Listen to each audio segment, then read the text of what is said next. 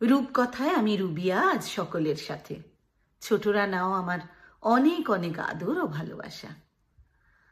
আজ রূপটুকিতে ছোটদের জন্য রয়েছে একটি বিশেষ কবিতা। আচ্ছা, আগে বলো আজ কি বিশেষ দিন? আজ জামাই ষষ্ঠী।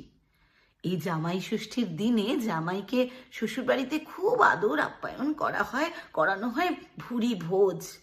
তো একজন লোক তার মেয়ের বিয়ে দেবার জন্য একজন জামাই খুঁজে পেয়েছে।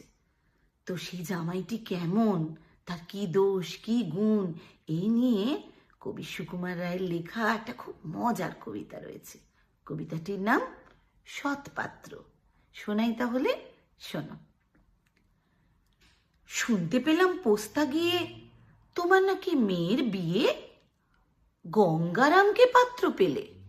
জানতে চাও সে কেমন ছেলে? মন্দ নয় সে পাত্র ভালো, রং যদিও বেজায় কালো। তার উপরে মুখের গঠন অনেকটা ঠিক পেঁচার মতন।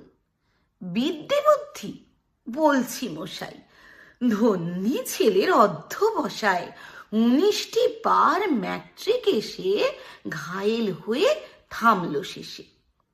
বিষয় আশয় গরিব বেজায়, কষ্টে সৃষ্টে দিন চলে যায়। মানুষ তো নয় ভাইগুলো তার, একটা পাগল একটা গোয়ার। আরেকটি সে তৈরি ছেলে, জাল করে নোট গেছেন জেলে। কনিষ্ঠটি তবলা বাজায় যাত্রা দলে, 5 টাকা পায়। গঙ্গারাম তো কেবল ভোগে পিলের জ্বর আর পাণ্ডুরোগে। কিন্তু তারা উচ্চ ঘর, কংসরাজের বংশধর। শ্যামলাহিরি বনগ্রামের কি যেন হয় গঙ্গারামের। যা হোক, এবার পাত্র পেলে, এমন কি আর মন্দ ছেলে। ভালো লাগলো? এরকম আরো মজার কবিতা আর অন্যান্য নানান রকম কবিতা শুনতে থাকতে হবে রূপকথায়, রূপটুকিতে প্রতি শনিবার। আমি রুবিয়া থাকবো তোমাদের সাথে।